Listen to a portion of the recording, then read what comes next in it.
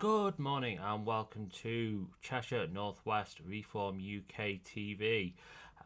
It's myself, Andrew Edge, for the social media side of our team. I'm bringing you this story that's part of a GB News. I'll show you the full story in a second. This obviously is a story that obviously is quite gripping, and obviously I feel should be brought to everyone's attention, because obviously when this is actually out there and obviously is affecting a lot of people, I feel it should be made mainstream. And obviously I bet the likes of certain media outlets won't cover it, but obviously that's why I feel we need to go as a deeper dive into it. So without further ado, let's go into it. So obviously a migrant has been in court for raping and torturing and decapitating a French schoolgirl, just 12. So obviously I do feel for the family that suffered this. Obviously I'll play you the video, and obviously we'll stop and explain certain bits with you.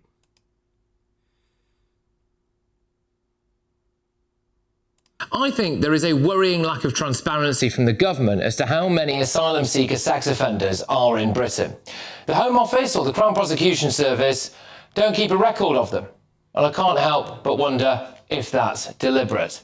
It's also been revealed that we do not take DNA samples from illegal immigrants. We only take fingerprints and some facial analysis. Every single illegal immigrant must have their DNA taken upon arrival. That way we will know immediately if one of them sexually assaults or rapes someone. And if you go on the government website now, you will see this quite shocking page. It says... Obviously this bit, I think is horrendous, because with the government websites showing this bit, the DNA evidence, immigration, applications, review information, it's not, now they can opt in and out and choosing whether they want to have their DNA taken.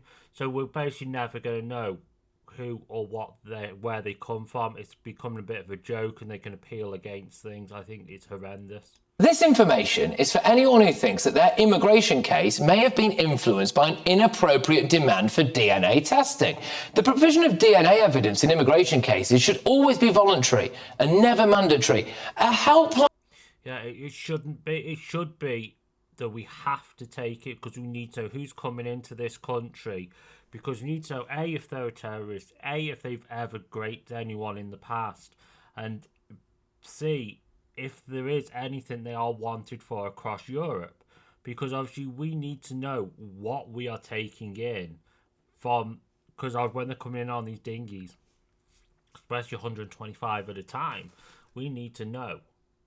Line has been set up for anyone who thinks that they may have been affected to get advice and support. Are they having a laugh? Seriously, what about the rights of women and girls in the UK to feel safe on their streets? Yeah, again, that bit's spot on. What about the women and girls in this country? Their rights, they don't have any now, basically. That's what he is stating. These women and girls do not have a right anymore, because they're bringing in all these undocumented men. They can basically refuse the DNA check and go, no, it's not my rights to have it. And obviously I think it's disgusting. Now we've got Sir Keir Starmer and Yvette Cooper coming out and saying that police should be more transparent about the nationality and asylum status of criminal suspects. I mean, they've got more front than South End, haven't they? Here's what she said on Radio 4. You think there should be transparency? Yeah, what does that mean? We think more information should be provided, and I've given you an example in the case on the Iranian suspects of where more information has been provided. The issue that we do need to recognise is that there are times in court processes where there are legal issues where the Crown Prosecution Service will currently say that particular pieces of information cannot be provided, where we may well think that they should be. Yeah, come off it. Neither the Prime Minister or the Home Secretary wanted a national inquiry into the Pakistani rape gangs. They didn't reveal what they knew about Axel Rudikabana making rice in his bedroom and being... You see, that's, again, correct, because Axel Rudikabana, we were never told his race, we were never told any of that side of things, whereas if that was told in the first place, a lot of the riots probably wouldn't have happened, and they always play this race card, and it's pathetic. being in possession of an Al-Qaeda terrorist manual. In the wake of last year's summer disorder, they put out wanted posters with a load of white people's faces on them, then published their home addresses when they arrested them. You know what preceded some of that? See, that's where it's always been. It's always us white British are the evil people in life, and it's not, because obviously we're not the worst people in the world, and obviously why we portrayed as that. Summer disorder. Oh, there was the Hare Hills riots. Do you remember them? Yeah, watch this, because the Hare Hills riots were vile riots.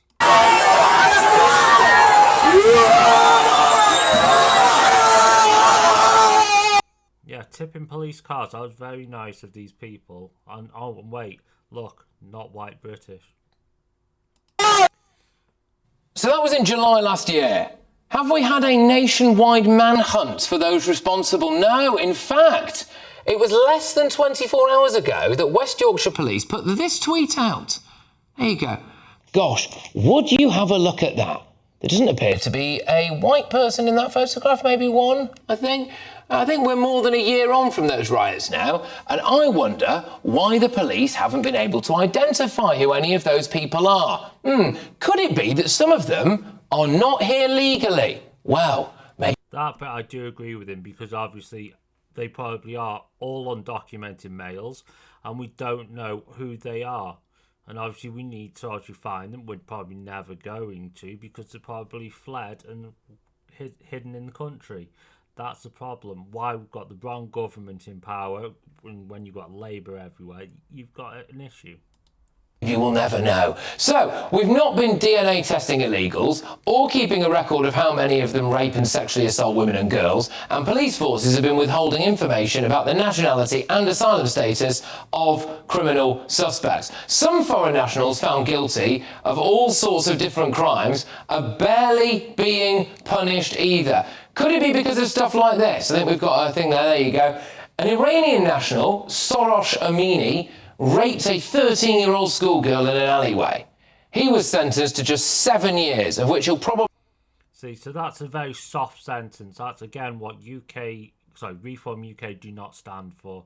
We would not give such a soft sentence. You get the full term, and you would not come out halfway and go, oh, he's a nice guy, now he's fine. No, you get the full term.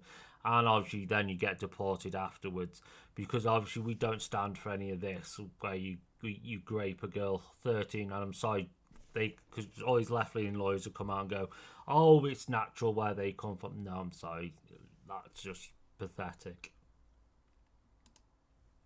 Probably only served 2/3. Now, the judge is quoted in that article as saying that he did not deem him to be a dangerous offender, and concluded... So how can a judge come out and say that? Not a dangerous person. Really? You just raped a 13-year-old girl. You'll come out and do it again. Guaranteed. That the girl didn't suffer severe psychological harm. Who the heck are these judges? The Home Office won't comment on whether he'll be deported. That judge should be sacked for saying that, by the way. I don't think we might know the answers to that. Then there's this. Ammar Jabbar came from Iraq in 2021. He repeatedly stabbed someone. He had to use an Arabic interpreter, naturally, in court. He got away with a suspended sentence after being found guilty. So again, why did he get away with that? Stabbing, and should be in jail for that. I'm sorry.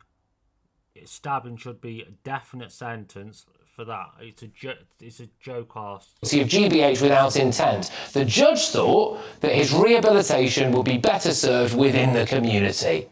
And no, that's not the community back in Iraq, that's the community right over here. The scale of asylum seeker and migrant crime is unknown.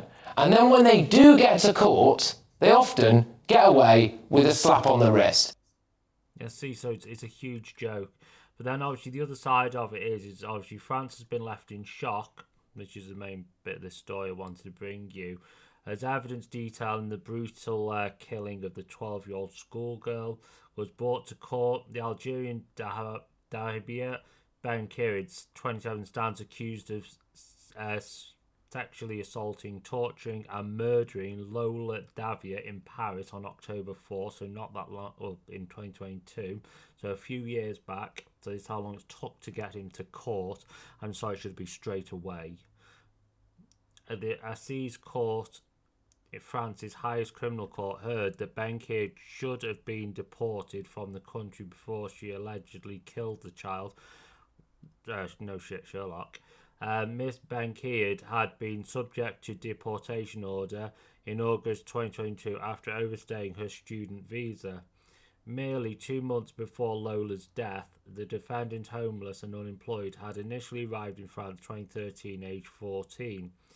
Prosecutors say the attack was motivated by revenge after Lola's mother, who worked as a caretaker, refused to provide Miss Benkid with access to an apartment building. Disturbing photographs shown the jurors on Friday show the child's body compressed inside a plastic box, with her limbs bound by adhesive tape and her face entirely wrapped in material. Actually, that's the young girl. Medical examination confirmed the child had been subjected to sexual assault while she was still alive. Actually, this is why we've got to be so careful, because I can guarantee to you there is people like that in our country, and the reason why they'll be here, because we don't know who they are, they're undocumented, and that's the problem. It's only us as a party, Reform UK, that can cure this, because we will deport them all and get them back to their home country.